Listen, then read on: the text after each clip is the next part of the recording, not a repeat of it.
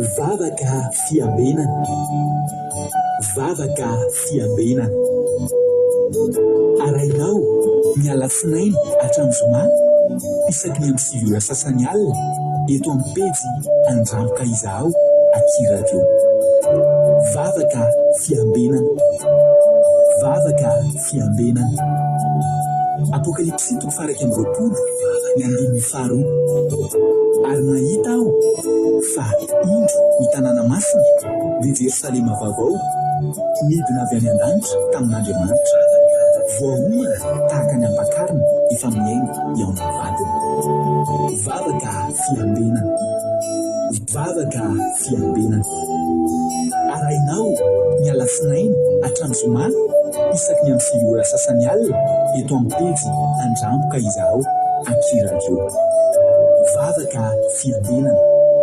Vavaka fiambenana. Vavaka fiambenana.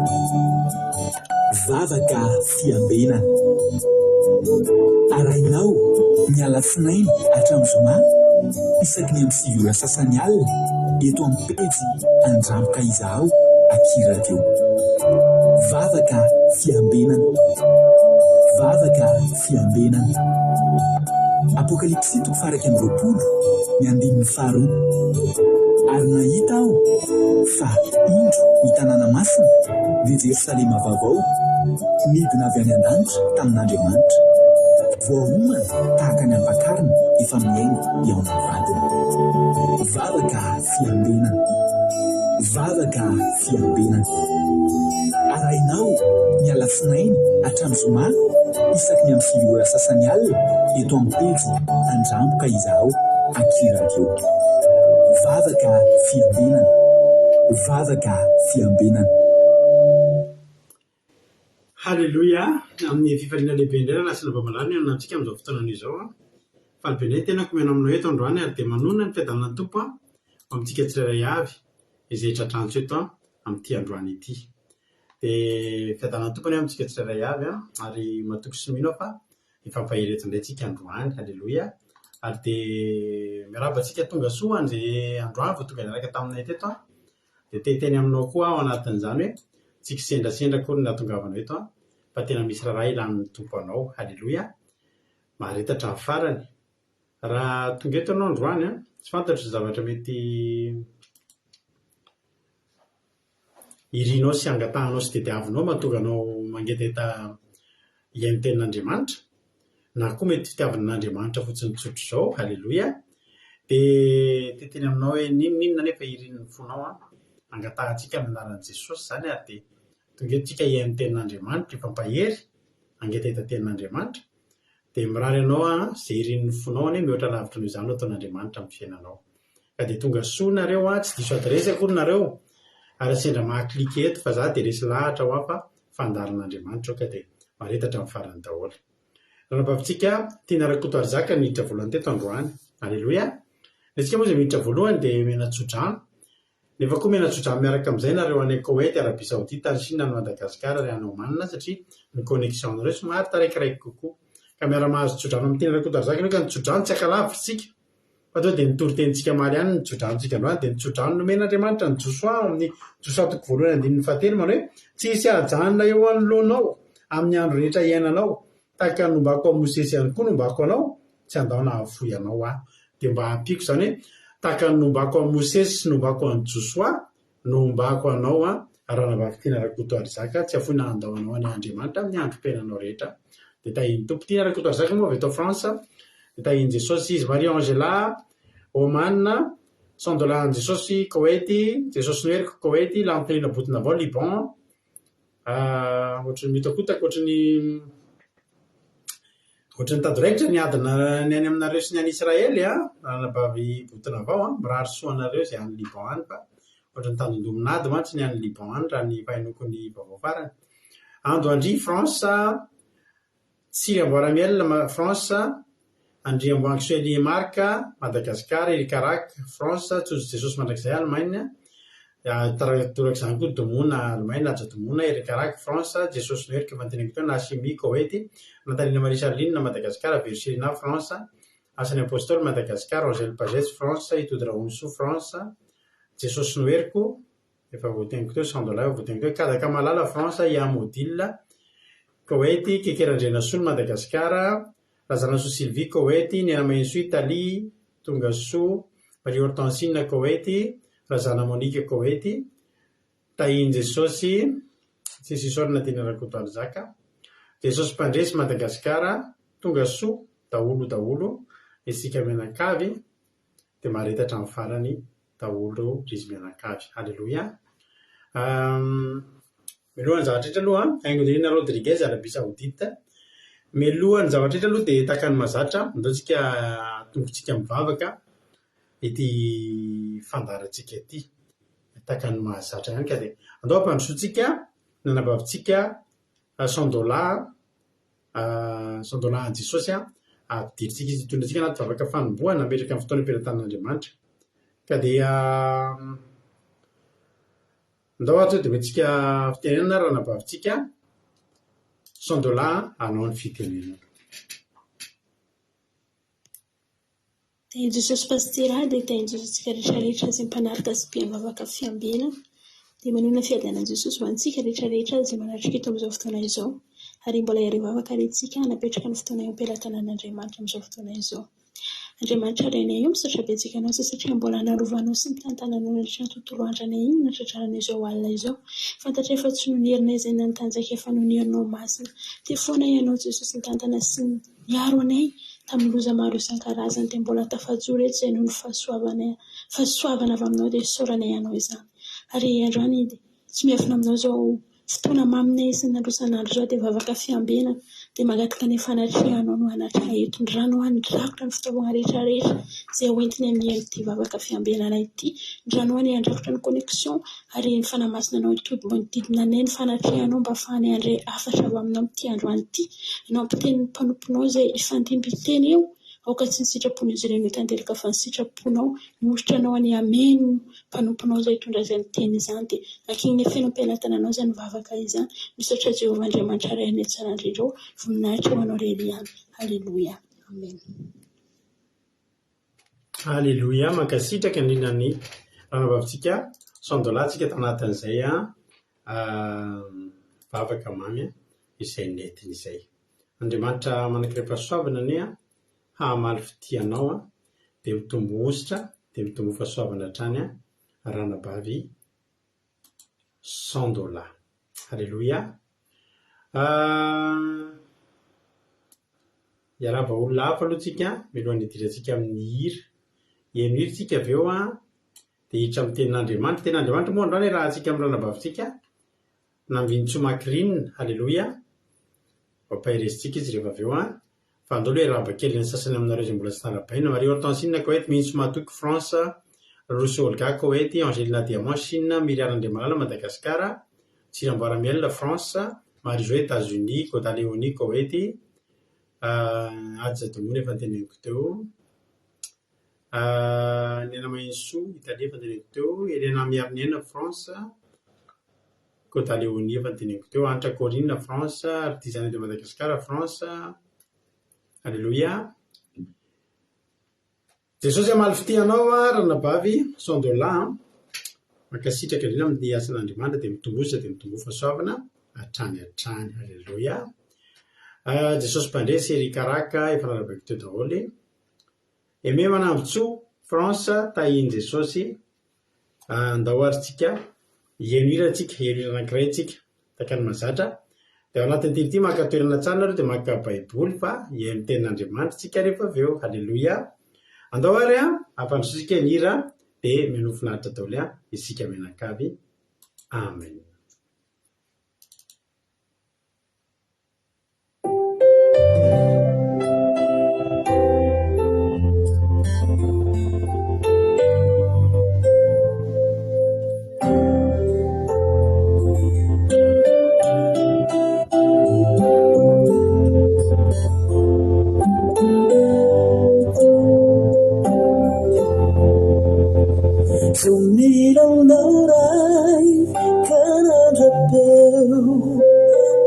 Swallow dry, so see you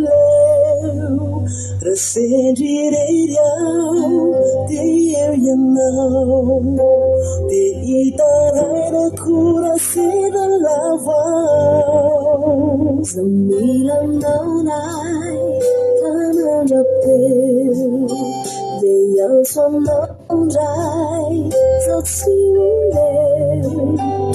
Sendiriao Dio yanao Te itaray na kura seda lavao Fasitsanonao Iansuanao Sarsha lalako mitady amtentray Mitananao yan fikirikona Amturo ampahela indray Anong tiako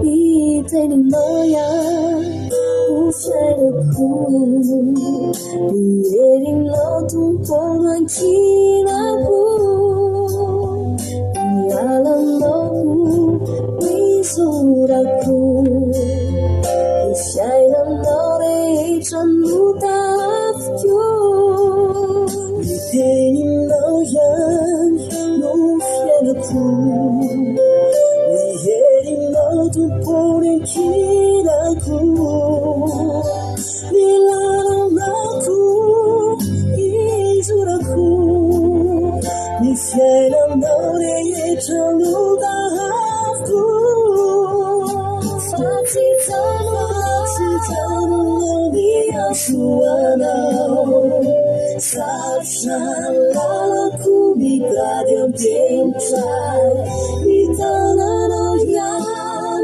fikirikona Amturo ampahela indray Anong tiako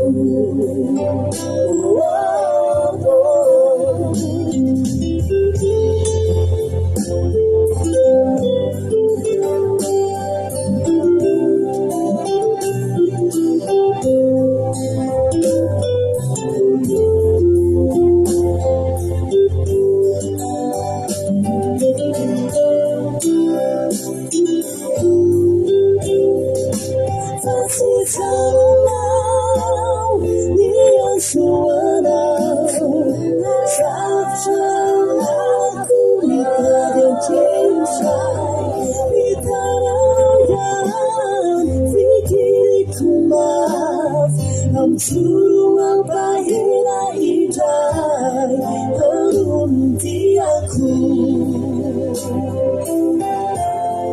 Anong tiako Anong tiako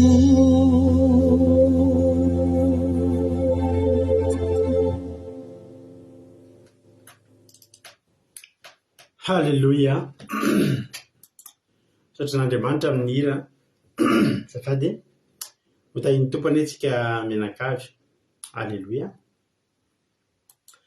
Andahoarintsika aloha hiditra amin'ny tenin'Andriamanitra fa fampiarahaba kely Itody Raounso France Angelina Rodriguez Arabie Saoudite Ida Rosbina France Fabiola Nankandapa Koweït Artisanay fanarabaiko teo Ministre Mario fanarabaiko teo Lovlitina France Tonga Soa Mario Lali Koweït Mampionina France Angelina Andrinasolo France Jonathan Allemagne Tina Rakota Arzaka France Evantelectoire Mario Hortensina ihany koa Tonga Soa daholo tsika mianakavy Halleluja Loasika hiditra amin'ny tenin'Andriamanitra ampandrosoantsika ny anabavintsika Nambiny Jomakiriny Halleluja avy any Koweït ny toritentsika androany dia vita moa ny toriteniny dia miverina eto ihany ny tenako mamelabelatra ny tenin'Andriamanitra miaraka aminareo eto dia tahin'ny tompo tena tiany linahy ny hira iny dia mahafinaritra ny hira iny mamy be ozy Tsondola ny hira saotra anareo mamy be ny hira ozy Rodriguez ary tianareo daholo zany le hira mankasitraka ozy razana so Sylvie efa ny teny koa ihany matany ambony tany misaotra amin'ny hira tsara be ny hira iny Halleluja tsika moa dia mankafy ny hiran'ny Rahalahy Jim Praise Halleluja tsara be ny hiran'ny Rahalahy Jim Praise dia dahoary kompatanina kely raha mahita antsika izy amin'izao fotoana izao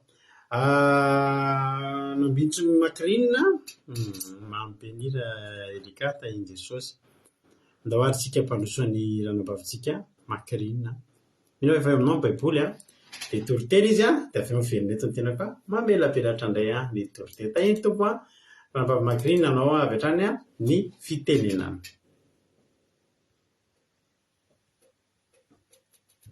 dasolory aby no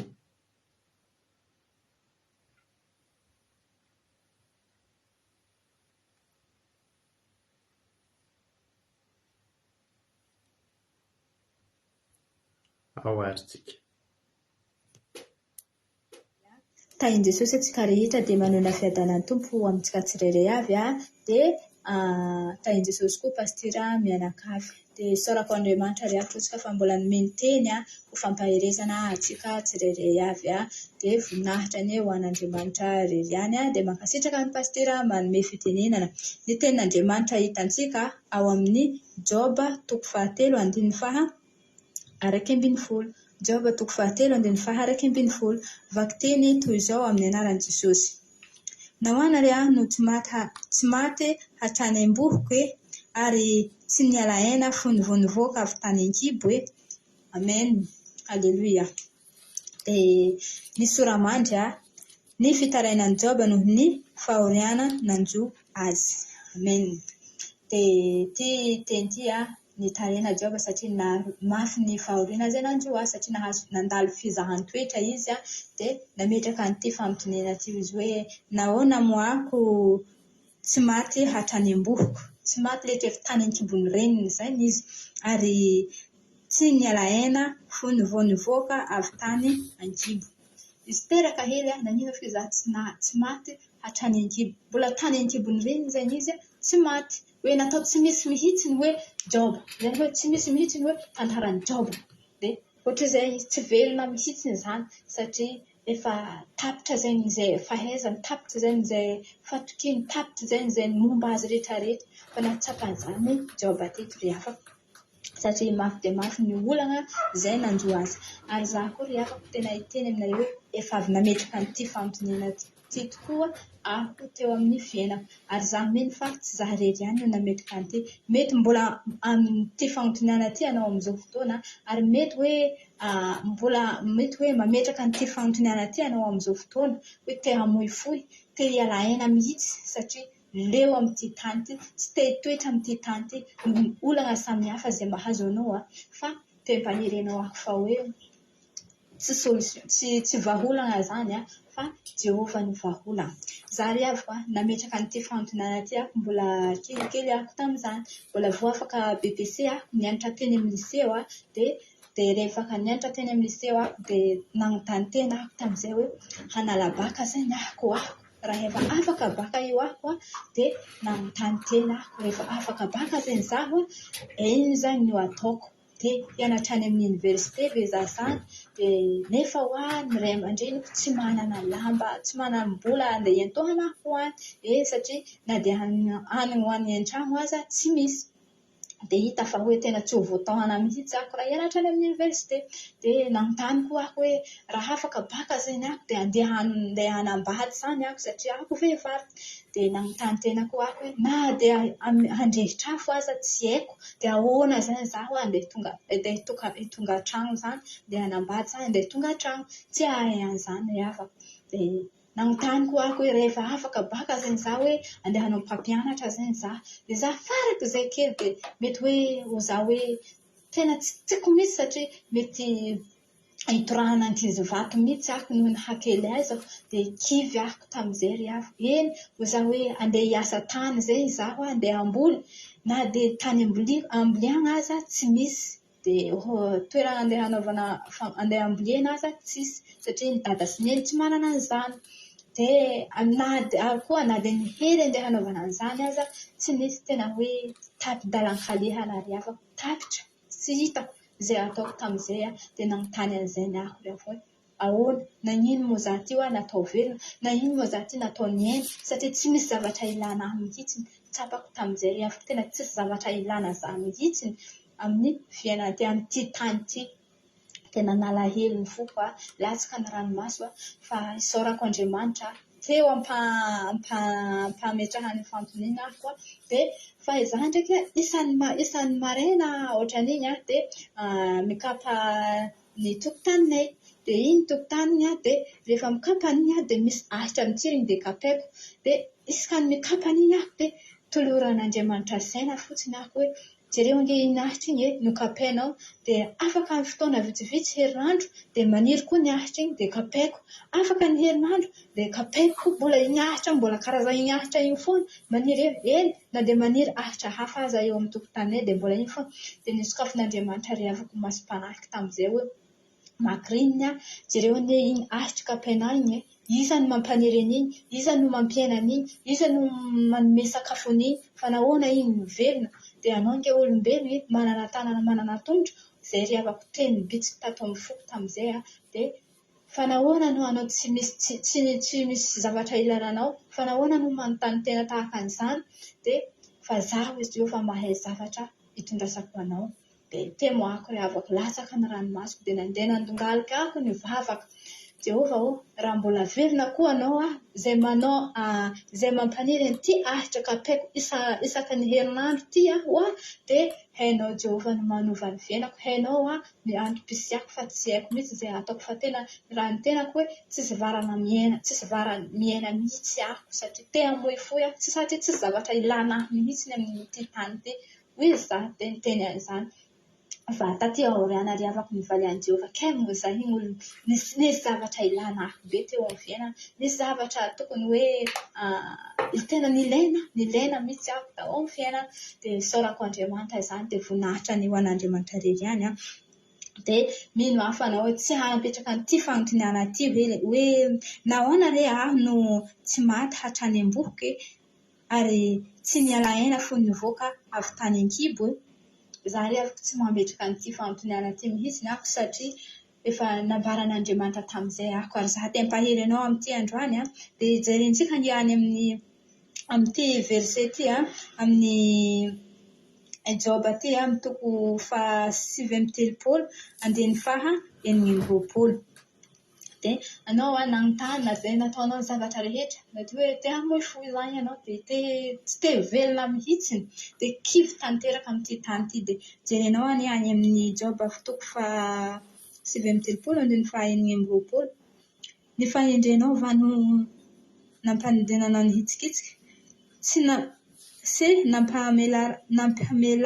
nampamelatra ny elany mianatsimo no nididinao va no iakaran'ny voromahery sy anaovan'ny ankany eny andringiringy riafako eto dia amin'ity Joba ity milaza halehibiazany asan'Andriamanitra milaza zavatra nataon'Andriamanitra hoe misy antony avokoa zavatra rehetra Andriamanitra hoe namorona azy ireny fa tsy antsika olombelona manomboka amin'ny Joba toko fa 7:30 izany manomboka amin'ny Joba toko fa 7:30 misy an'izany hoe ny soramandry ny teniny navaliny Jehovah any Joba namaly satria nametraka amin'ny fanontaniana i Joba dia nivaly any Jehovah satria lehibe Jehovah ary mahagaga ny asany dia izy vakinao manomboka amin'ny 7:30 mandeha amin'ny 7:30 jusqu'à amin'ny 7:00 any ny asan'ny tanan'i Jehovah foana izy ireny dia mety vakiny satria lehibe Jehovah dia atao amin'ny 7:30 dia ny fahendrenao va no ampanidinanao ny hitsikitsika sy ampamelarana ny elana mianatsimo no nididinao va no iakaran'ny voromahery sy anaovan'ny ankaniny eny andringiringy izay riavako anao ve mba nibeko n'ireny nibeko ny voromanidina reny ianao hoe voromanidina hitsikitsika reny hoe manidina mianatsimo manadina mianavaratra tsy ariavo fa Jehovah nibeko an'izy ireny maika ve ibeko ny olana anao io maika ve mahay ny olana anao io vitan'i Jehovah izany ary tsy nididinao no anaovan'ny voromahery tranona eny andringiringy fa didin'Andriamanitra fahendren'Andriamanitra izany tolotsainan'Andriamanitra izany dia jerentsika koa ato amin'ny 7:30 Joba toko fa 7:30 andiny faha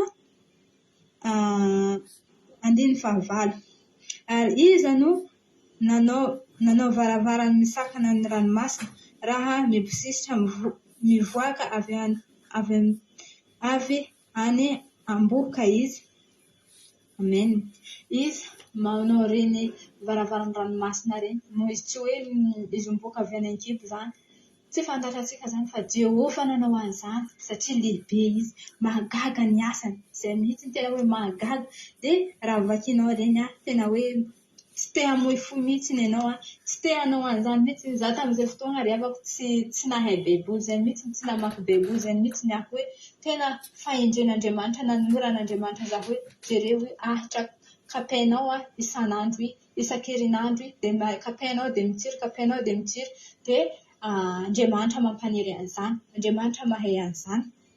Dia amin'ny ity 220 koa, amin'ny Job 7:30, 220 amin'ny anaran'i Jesosy. Hatry izay ny iananao moa mba efa andidiny maraina va ianao, efa natoronao ny fitoerany va ny fipokany andro. Izao mipokany andro, mipokany masoandro, dia tsy ianao mihitsy ny teny masoandro hoe mipisaha amin'izay, dia mindao amin'izany. Tsy mbola nandidy an'izay ny ianao fa Jehovah. Jereo ange firy taona io masoandro ary firy taona anao. Dia ny taonantsika rehafako zanak'olombelona 20 taona 70 taona. Dia eo zany 20 taona 70 taona, zay ny taonantsika zanak'olombelona. Fa ny masoandro dia firy taona. Dia mino aho fa Jehovah nanao an'izany. Dia amin'ny teny fahavalo amin'ny toko fahavalo amin'ny telopolo toy amin'ny andininy faharoa vakintsika. Iza moa izao to vaky teny amin'ny anaran'i Jesosy hoy izy hoe amin'ny toko fahatelo, miskina ary tahaka ny lehilahy, fa hanadiny anao aho ka valio. Taiza ary ianao fony aho nanorina ny tany, ambarao raha hainao. Zay rehafako ny fanontaniana nahazoan'i Job. Taiza anao tamin'izaho nanorina io tany io. Dia alleluia, amen. Mino aho fa raha vakinao ty tenin'Andriamanitra reto tena any amin'ny faramparany any ny nanekeny Job ny fahadisoany izay nataony, izay niteneny. Tena tsapa Job fa hoe diso zay ny nataony tsy nety, satria nieritreritry zavatra tsy hainy izy, nandinika izay tsy tokony hidininy izy satria tsy hainy ny antom-pisiany. Dia voninahitra ny eo an'Andriamanitra rery any. Mino aho fa raha hovakinao ty tenin'Andriamanitra rehetrarehetra reny dia ahery fotsiny ianao, tsy hamoy fo ianao, dia voninahitra ny eo an'Andriamanitra rery any. Alleluia, amen. Tainy Jesosy. Alleluia. Makasitraka indrindra andranam-bavitsika na ambin-tsomakirinina. Alleluia. Tamin'izay tenin'Andriamanitra miaraka amin'ny ohatra mahafinaritra kely. Alleluia. Makasitraka indrindra ranam-bavy makirinina.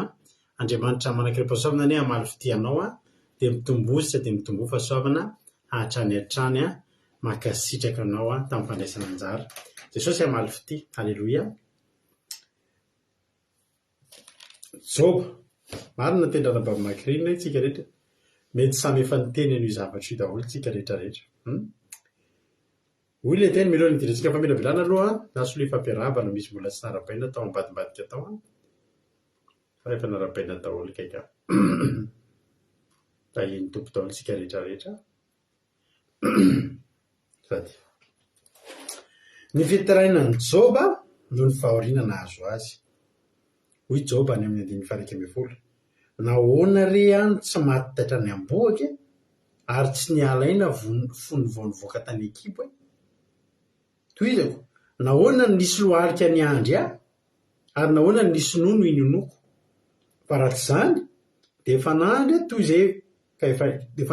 izay ka efa niadana eny natoraka afa-tsasatra.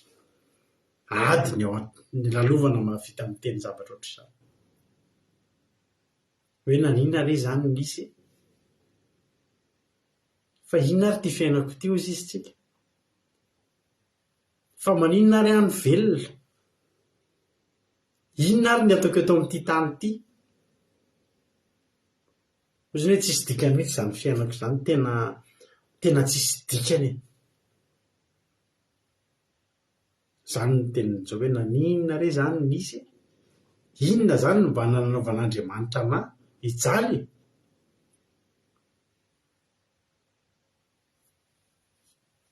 Raha napahitana ny Joba ny any amin'ny Joba toko fa 12 aleo zao dia mekano mihitsy ny tita ny fiafaran'ny tantara. Any amin'ny Joba toko fa 12 any zao mba tenin'ny Joba.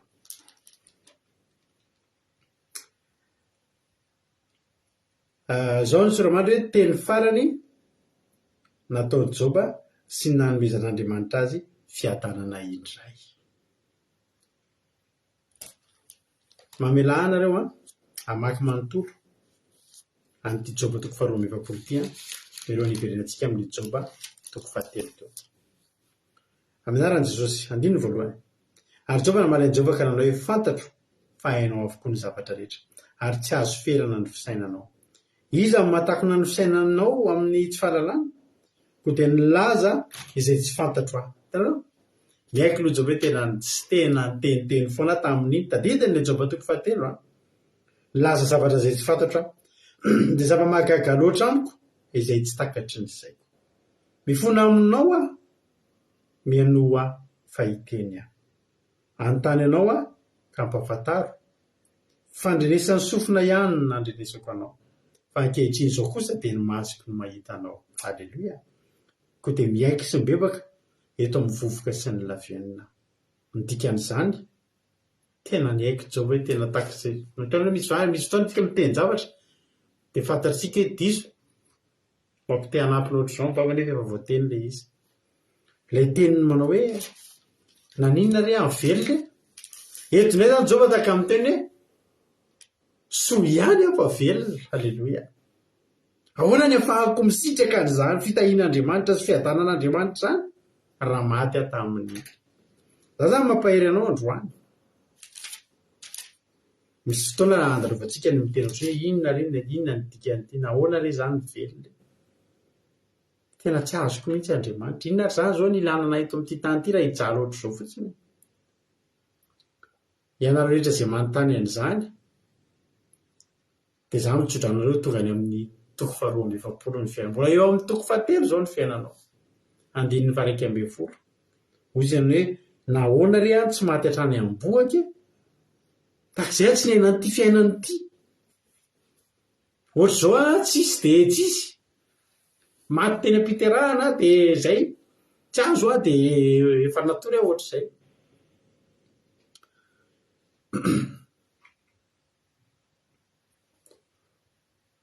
Manontany an'izany tsika rehetrarehetra. Ary hozizitsika hoe ohatrany tsy azoko mihitsy ianao Andriamanitra. Ary za dia efa niteny an'izany teny izany. Rehefa tao anaty problème tany amin'ny tsy haiko firy taona lasa moa zany zao zany ry mampionona zany. Tany amin'ny ataoko hoe 17 taona lasa. 17. 17 taona lasa. Dia izao mba tantarako raha misy aminareo raha tsy mahare. Rehefa alohan'ny hatory dia mandoalika mivavaka. Za tsy mbola mivavaka ohatr'izao fa ilay mivavabavaka. Fa fantatro fotsiny azo atao no mivavaka. Ary fantatro hoe mbola misy afaka mihaino mivavaka ihany na dia mpanota tsy mendrika ary izany natao anaty fahotana tamin'izany fa nivavaka. Fa nivavaka ataoko alohan'ny hatory. Efa matory ny vady aman-janako. Amin'izany mbola fidirena ny zanakay.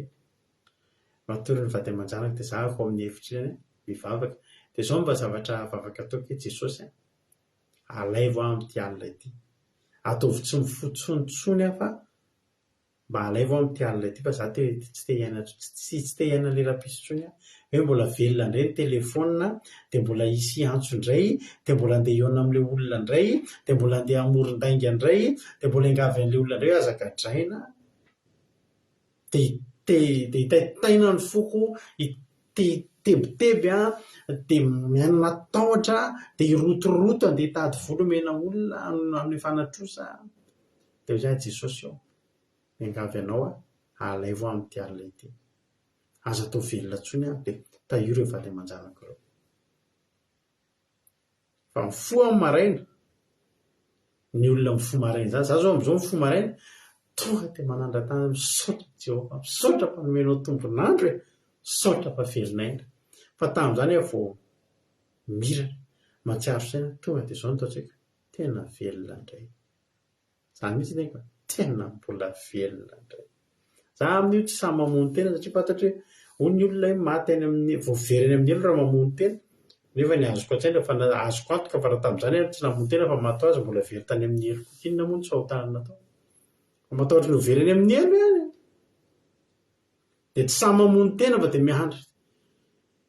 Misy fotoana rehefa taitra kely any amin'ny maraina be any dia tsapatsapaiko aloha. Sao dia mba efa tsy le izy tsony efa mba sao dia mba efa any amin'ile fiainana hafa mihitsy nefa tsy za tsony ity. Tena mbola velona ihany aho vao tonga amin'ny maraina. Tena marina, izany nataoko taloha. Kivy ratsy mihitsy ianao hoe velona indray. Misy fotoana mandeha dia mandeha moto tamin'izany. Tsaky mandeha moto mafy za ny tena tsy te halala an'iny sao tsy te ho faty. Dia miandrandra ny lanitra rehefa dia miteny fa inona ihany Jesosy no mbola ilanao anahy ety? Inona ihany mbola tsy afatesako? Tamin'izay ilay nanetretra dia saotiko any amin'ny mare masay ity moto ity. Dia sady mieritreritra any raha saotiko any ity izany hoe ity moto ity mbo amin'ny mampionina midy ny andevenana anahy ary za koa raha lasa za mahay milomano marina tsy fafambaraka fotsiny dia tsy namono tena. Fa tena nisy tsika ahodiko any andeha moto mafy dia lefako anaty ranomasay. Asa ihany ny etude ihany hoe tsy fitane ity moto ity mba amidy nova mampionina kafe sy mofo misy ambobola kely izy mianaka. Za koa nefa raha lasa marina tsy ilomano izy aneneko faty eo za hoe dia ho faty andrano nefa entiko normal ihany ilay moto zany aloha mitady vola. Ohatr'izany no nahazo an'izao izany. Rehefa ao anaty problème dia izany ny zavatra tena ity. Naninona re ahy velona fa maninona nefa raha maty dia tsy asiantsika vidy ny fiainantsika io. Dia ohatrany hoe diso izany Andriamanitra namelona antsika. Ohatrany hoe titsy mametsena Andriamanitra hoe maninona ary ny fiainana eny lolovinao ohatr'izao. Izany hoe za tena izany mihitsy. Ohatrany hoe ataon'Andriamanitra sangisangy ao izany fiainako izany. Azon'Andriamanitra atao nge mamany olana e. Na azon'Andriamanitra atao nge ny mamono ahy. Dia maninona ary ahy izany mety.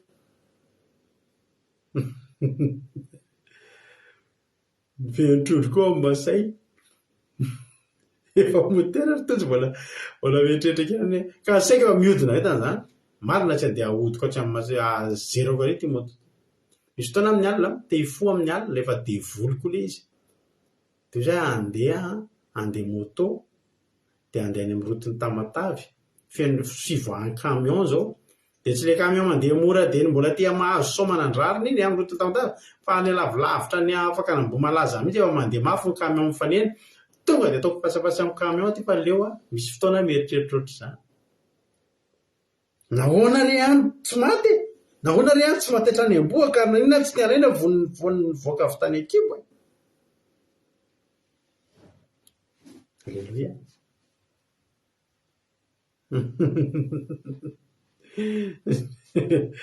Ndry mahafinaritra kely ery koa commentaire anareo. Kôtikôty tsy maintsy kôtikôty tsy maintsy mandeha ndry tsy programan'Andriamanitra izany.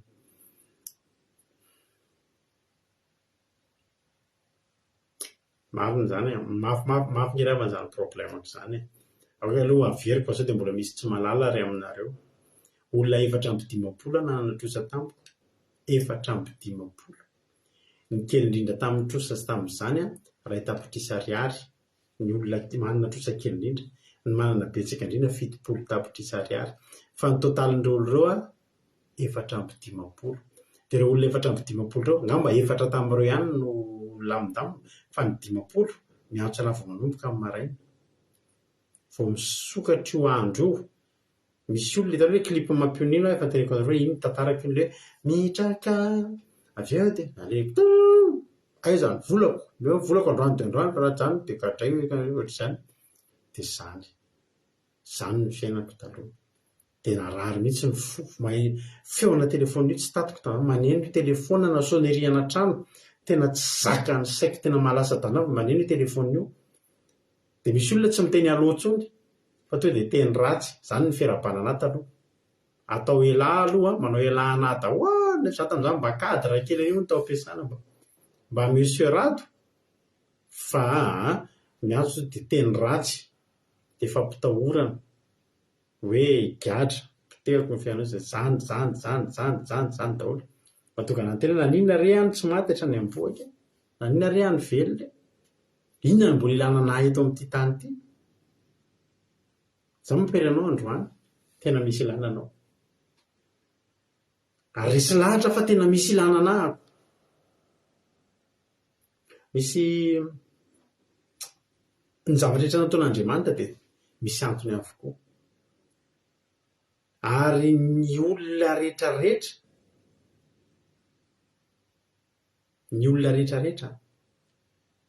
ilain'Andriamanitra daholo, ary ny olona rehetra tena amboarin'Andriamanitra daholo, ary matoa ianao velona teto dia hiaina ianao zany dia misy antony ny iainanao eto.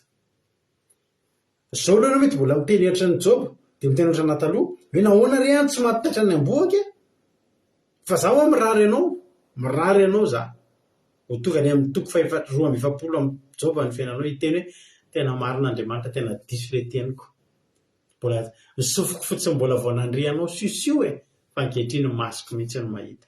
Tsy angeravana misy fotoantsika tsy mbola mahalala an'Andriamanitra, ary za miteny anao betsaka amin'ny olona mbola tsy mahafantatra an'Andriamanitra. Mivavaka Jehova ry malalo fa mbola tsy mahafantatra na re sisio, fa za miteny anao fa misy tenin'Andriamanitra zay ngeravana any amin'ny Jaona 7 any. Rehefa nisy le lehilahy rangentsika hiteny misy lehilahy teraka jamba, Jaona 7. Nampahiratany Jesosy andra lehilahy teraka jamba, ary nandalo Jesosy dia nahita lehilahy jambatry ny folo voateraka. Ary ny mpianana nanontany azy hoe rabio, iza moa no nanota io lehilahy io va sa ny ray aman-dreniny? No dia teraka jamba izy. Mba teraka ihany ve rangaha fa jamba tsy aloha tsy misy. Ohatr'izay nge ny sary ny seteto zany hoe fa maninona kosa le olona miteraka dia jamba, fa maninona raha tonga dia tsisy. Dia hoy izy Jesosy, mba mareo ny baibolinao ity, Jaona 7:7, Jesosy namarika hoe tsy io lehilahy io no nanota na ny ray aman-dreniny, fa ny anehoana ny asan'Andriamanitra eo aminy. Halleloia.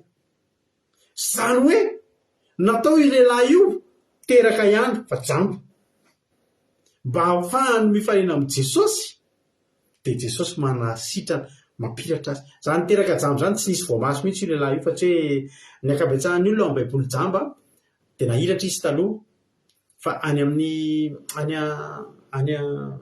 tany Palestina mantsy feno hitanareo voninkazo misy lay ireny, zavamaniry misy lay ireny, ohatry hoe katsaka, reny zavamaniry amin'ny tany maina matetika misy an'le lay, ohatry misy lay izay ny raviny, dia tsofin'ny rivotra iny, rivotra mamay, dia matetika ny olona mahatonga ny olona lasa jamba ao amin'ny baiboly tratran'le lay dia mangiringiry masika. Tamin'izany tsisy hoe dokotera hoe ophtalmo ohatr'izany, dia iny zavatra nitranga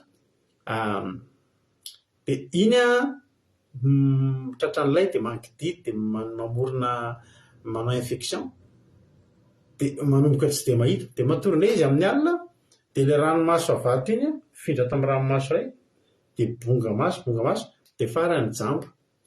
Zany ny akabetsahan'ny olona tamin'ny andro Jesosy nahatonga ny olona jamba. Zany hoe olona misy maso ihany fa tratran'ny areta dia tsy voakarakara dia lasa jamba. Fa ity lehilahy ity teraka jamba mihitsy izy, zany hoe tsy misy voamaso. Dia izao rehefa namala tsy nasian'Andriamanitra voamaso izy manontany ity lehilahy ity, naninona ry any teraka? Hoy Jesosy, satria anehoana tsy ho fantatry ny olona mihitsy ny heriko izy Jesosy raha tsy eo ianao ny anehoana ny voninahitr'Andriamanitra, anehoana ny asan'Andriamanitra. Ka raha tonga eto ianao androany dia teteny aminao mety manontany tahaka an'izao hoe maninona re tsy fantatra ny amboaka, za avereno zay teninao zay, avereno zay teninao zay. Ny tenin'Andriamanitra dia tena milaza mazava fa mbola misy azo antenaina ho an'izay rehetra velona, raha mbola velona fotsiny ny olona ray.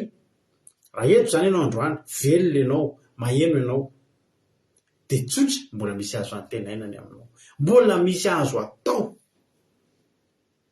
mbola misy azy antenaina ny fiainanao. Misy zavatra hoe mitrango amin'ny fiainantsika, ohatrany mahatsapy zany tsika tsisy ilana tsika, ohatrany mahatsapy zany tsika ohatrany ranambavy makirina teo iza tsisy ilan'ny olona anahy.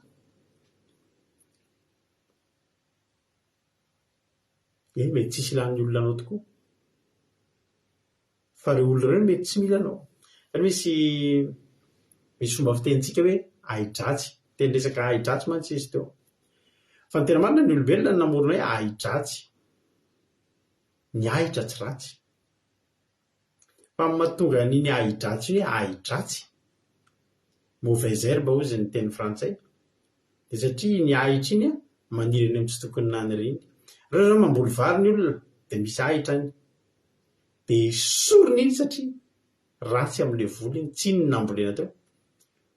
Nefa maninona indray, misy mpiandro indro mitady toerana misy ahitra mba horofony ny omby sy ny ondry, ka ahidratsy ary ve ilay ahidratsy? Tsy ahidratsy ilay ahidratsy hitantsika tary, fa ahitra diso toerana. Fa raha ohatra indray tsika zao mamboly ahitra, tena ny fanaovana golf reny zao, dia misy terrain de golf reny zao, misy ahitra maitsomaitso be maniry reny, dia misy mpiasa ao amin'ny toerana eo mijery an'io bozaka isan'andro, so dia mba misy vary maniry na misy zavatra tsaramaso maniry, dia iny indray no esoina tsaramaso, tsy ahidratsy indray zany zay fa tsaramaso ratsy na vary ratsy, satria tsy eny amin'ny ahitra ny tokony isy azy, ahitra ny ilaina eo fa tsy vary. Raha iny vary iny ahitra indray nefa nalefanao any amin'ny vary maniry dia ahidratsy ny anaran'iny. Misy lehilahy anankiray zay voakely izy dia ngeza be, lava be, dia be tarehy be loha be, dia be tanana be, dia tsy mitovy amin'ny zaza rehetrarehetra fa tonga dia ngeza be, tena atahotra azy daholo ny olona, atahotra anazy daholo ny olona. Dia fa miaraka izy any am-pianarana dia tena simba kely mihitsy ny saina, any am-pianarana dia tsy mety misy minamanamana, ohatrany hoe vao maditra ny any am-pianarana any an-trano dia teny indray aman-dreny, meko any André eo ianao, ka André ny anarany, meko any André eo ianao, mirafa maditra ianao dia atsofoka André, satria ngeza be loha be, dia be tanana be, tena dia izao. Iny efa lehibe izy dia itsoahan'ny olona, tsy mety manana fa tsy mampatahotra, ngeza be, sao dia mamono iny ve sa sao dia maniny, ngeza be. Raha ohatra toa hoe zaza 20 taona 1 mètre, ohatra hoe 1 mètre 40 ohatra ny ahy zany, dia izy efa 1 mètre 60. Dia raha ohatra hoe zaza 20 taona, ohatra hoe 25 kilo, izy 50 kilo, ngeza be, dia itsoahan'ny olona. Izao ny zavatra nataony. Rehefa lehibe kely izy dia nisoratra anarana niditra tamin'ireny club ana catch, le tolona le ny ambony ringy ireny, catch, mahay catch daholo angamba tsika, ny Amerikanina tena tompon-daka amin'ny catch, dia nisoratra anarana tamin'iny dia lasa mpanao voaray, dia lasa mpanao catch malaza. Dia tena tsisy naresy mihitsy izy tamin'ny catch, izy ngeza be loha be tanany, ny tanany tena ny tanany zany tena ngeza be mihitsy, ngeza be, tena sady lamba be, ngeza be. Frantsay io olona io, lasa izy nakany États-Unis dia nanao catch amin'izay izy. Dia rehefa teo amin'ny tontolon'ny catch izy tonga dia nanana ny toerany, lasa nalaza be, nanambola be, nalaza be. Dia iny amin'izay zavatra mitranga, mandeha amina toerana iray izy dia mifandrombaka ny olona hakasary araka aminy, nefa teo izy tary izy nitsoahan'ny olona, tany anivon'ny fiarahamonina nisy azy, nitsoaka ny olona any amin'ny ivon'ny catch ny mety aminy, tena tonga dia nalaza izy, tsisy naresy izy, tonga dia star international izy, André le Géant frantsay zany. Zany hoe tsy hoe André ny ratsy, fa mila makany amin'ny tontolo misy anazy izy, misy ilananao foana, tsy ratsy zany ianao. Ary aiza mitena zany efa maninona ray amin'ny velona fa tsisy milana, tena misy milanao. Manketsika jery misy vidéo kely iray izay asehoko aminareo ty. Alléluia. Dia tiako nareo hiaino tsara an'ilay izy.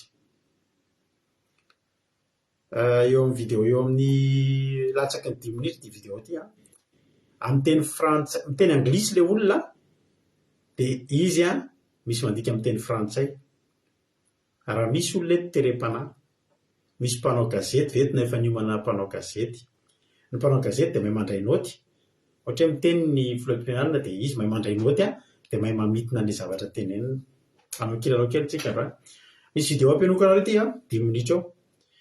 Raha misy olona terem-panahy ka mahavita mandika azony olona rehetrarehetra voafitina ny zavatra teneniny ty karazana reportage kely, ty fanadihadiana kely ty, dia zao soratanareo amin'ny teny gasy eo ilay izy, ho vakitsika. Dia izany hamaky azy, vakitsika ho an'ny mpiaino.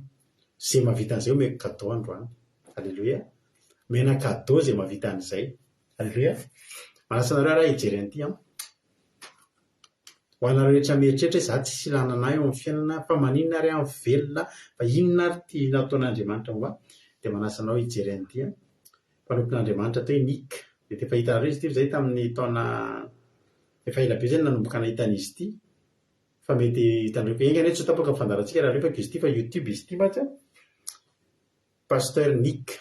Mety mipapetsaka aminareo mahafantatra azy, dia mba miangavonareo mba hiaino sy hijery ny fanadihadiana. Verina eto rehefa avy eo.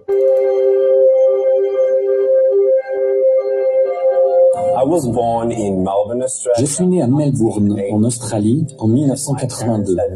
Et mes parents n'imaginaient absolument pas que je viendrais au monde sans bras ni jambes. Je suis la seule personne sans bras ni jambes que j'ai jamais vue. J'ai cru en Jésus-Christ après avoir lutté pendant 7 ans et demandé à Dieu, pourquoi est-ce que je suis né comme ça? Il m'a répondu très clairement par un texte dans l'évangile de Jean, au chapitre 9. Alors j'ai donné ma vie à Jésus à l'âge de 15 ans, après avoir lu ce passage où il croise la route d'un aveugle. Et attendez une seconde, c'est vraiment intéressant.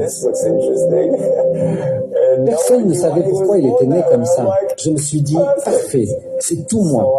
Donc, j'ai lu dans l'évangile de Jean, au chapitre 9 et au verset 3, où Jésus dit que c'est arrivé afin que les œuvres de Dieu soient révélées en lui. Je me suis dit, waouh, Dieu, si tu avais un plan pour l'homme aveugle, tu en as aussi un pour moi. C'était le début de ma relation personnelle avec Jésus.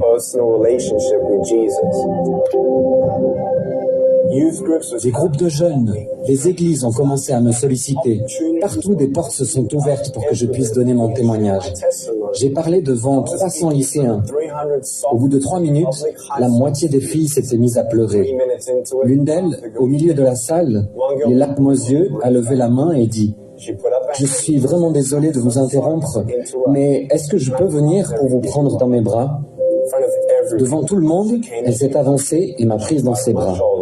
Elle a pleuré sur mon épaule et m'a murmuré à l'oreille. Jamais une personne ne m'a dit qu'elle m'aimait. On ne m'a jamais dit que j'étais merveilleuse comme je suis. Je n'arrivais pas à y croire. Cela a changé ma vie. À cet instant, j'ai compris que Dieu se servait de moi pour lui faire du bien. Ce n'était pas par mes paroles ou par ma force, mais c'était Dieu. Et mon cœur s'est enflammé de passion. C'était vraiment impressionnant de voir une personne transformée pour toujours.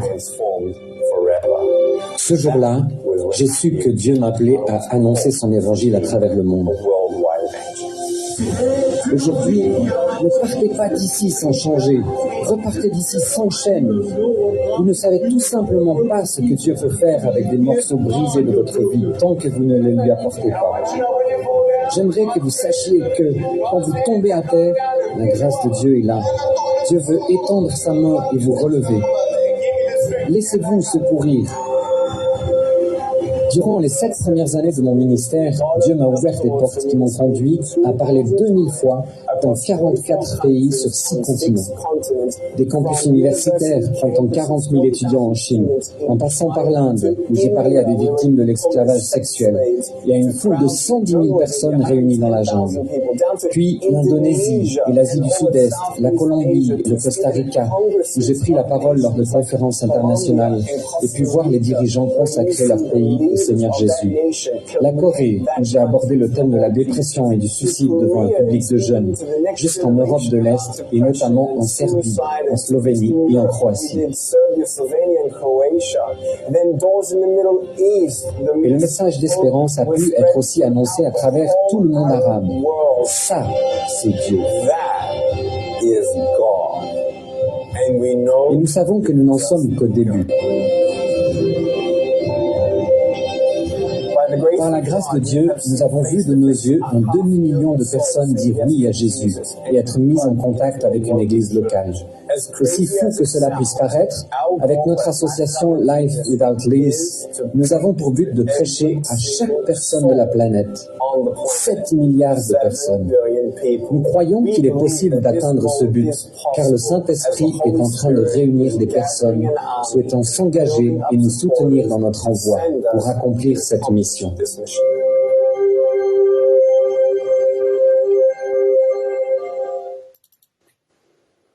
Alléluia. Zay le izy. Amen. Izy ary ny afaka nanao an'le fandikateny. Le fandikateny zay evi-dehibe tao amin'le izy a. Dia zay no vakiko eto a. Satria sao dia misy tsy mahazo teny frantsay sy teny anglisy a. Tonga eto. Alléluia. Iny olona iny a. Izy fotoana latsaka ny ranomasina tamin'ny vao nijery tao am-piangonana zay tamin'izany nijery anisiny voalohany tamin'izany dia latsaka ny ranomasina. Dia nahery be mihitsy ary avy ny eritreritra hoe iny olona iny a tsisy tanana, tsisy tongotra. Iny izy iny. Za misy tanana misy tongotra. Dia ho kivy ve za? Alléluia. Lava kitsika ny nataony Lovely. Teraka tany Aostralia hono izy a, teraka tsisy tanana tsisy tongotra.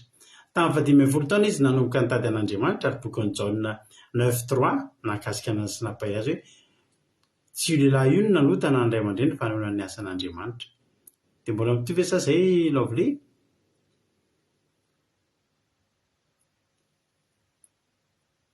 Tsy vita hatramin'ny farany tizokely fa efa any amin'ny lalana izy mihitsy zany amin'ny Lovely zany. Raha toy izany Lovely zao ny toy an'io dia mety lasa ny Lovely ny cadeau. Alléluia. Tena misy cadeau ngy ato e.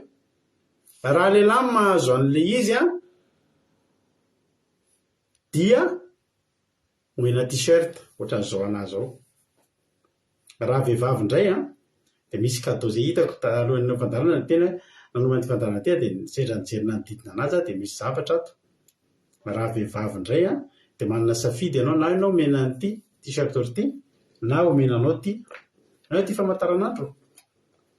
Raha ty famantaranandro anao dia meko anao adefako aminao famantaranandro vehivavy izy ity.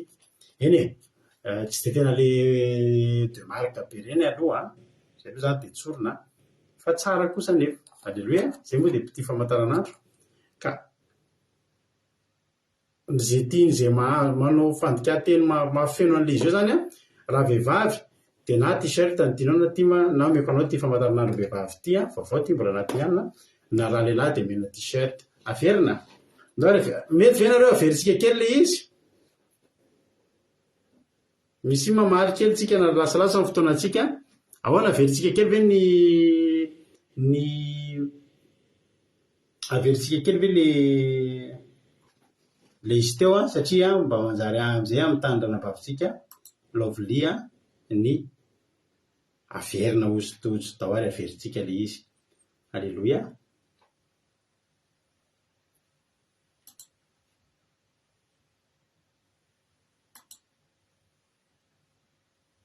Ao ary a, voniny Lovely a, voninareo a, tsy Lovely moa zany fa zay mbola anao a. Zay rehetra mbola Amidy ao azy meny finaritra daholo atsika rehetra aloha averina fa mahakasika kely izy dia samy mihaino tsara tsika rehetrarehetra mandray fampahelezana. Je suis né à Melbourne, en Australie, en 1982. Et mes parents n'imaginaient absolument pas que je viendrais au monde sans bras ni jambes. Je suis la seule personne sans bras ni jambes que j'ai jamais vue. J'ai cru en Jésus-Christ après avoir lutté pendant 7 ans et demandé à Dieu, pourquoi est-ce que je suis né comme ça? Il m'a répondu très clairement par un texte dans l'évangile de Jean, au chapitre 9. Alors j'ai donné ma vie à Jésus à l'âge de 15 ans, après avoir lu ce passage où il croise la route d'un aveugle. Et attendez une seconde, c'est vraiment intéressant. Personne ne savait pourquoi il était né comme ça. Je me suis dit, parfait, c'est tout moi. Donc j'ai lu dans l'évangile de Jean, au chapitre 9 et au verset 3, où Jésus dit que c'est arrivé afin que les œuvres de Dieu soient révélées en lui.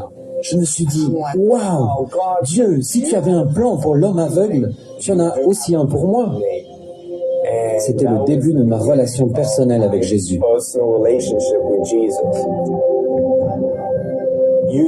Des groupes de jeunes, des églises ont commencé à me solliciter.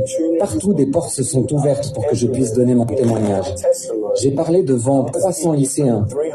Au bout de 3 minutes, la moitié des filles s'étaient mises à pleurer.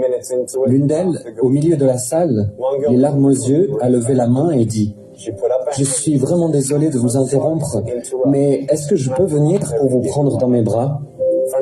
Devant tout le monde, elle s'est avancée et m'a prise dans ses bras. Elle a pleuré sur mon épaule et m'a murmuré à l'oreille. Jamais une personne ne m'a dit qu'elle m'aimait. On ne m'a jamais dit que j'étais merveilleuse comme je suis. Je n'arrivais pas à y croire. Cela a changé ma vie. À cet instant, j'ai compris que Dieu se servait de moi pour lui faire du bien. Ce n'était pas par mes paroles ou par ma force, mais c'était Dieu. Et mon cœur s'est enflammé de passion. C'était vraiment impressionnant de voir une personne transformée pour toujours. Ce jour-là, j'ai su que Dieu m'appelait à annoncer son évangile à travers le monde. Aujourd'hui, ne partez pas d'ici sans changer. Repartez d'ici sans chaîne. Vous ne savez tout simplement pas ce que Dieu peut faire avec des morceaux brisés de votre vie tant que vous ne le lui apportez pas. J'aimerais que vous sachiez que quand vous tombez à terre, la grâce de Dieu est là. Dieu veut étendre sa main et vous relever. Laissez-vous secourir. Durant les 7 premières années de mon ministère, Dieu m'a ouvert des portes qui m'ont conduit à parler 2000 fois dans 44 pays sur 6 continents. Des campus universitaires comptant 40 000 étudiants en Chine, en passant par l'Inde, où j'ai parlé à des victimes de l'esclavage sexuel, et à une foule de 110 000 personnes réunies dans la jungle.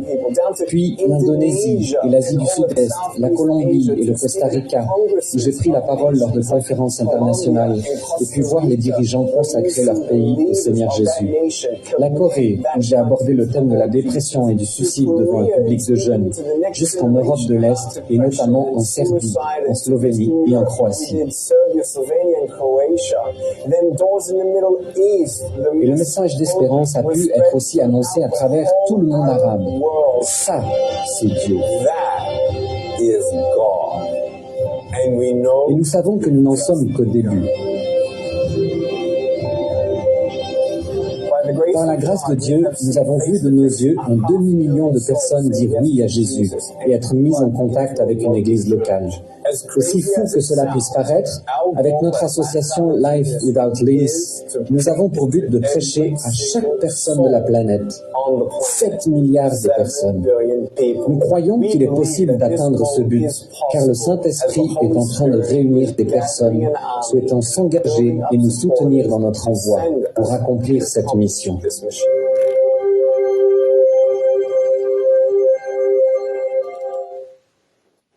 Et demander à Dieu. Halleluja. Ampikosaka am'izay eo. Zay le izy zay. Miandry anareo izay navitananao ary io toy fa nanoratra Pasteur Nika ny anarako.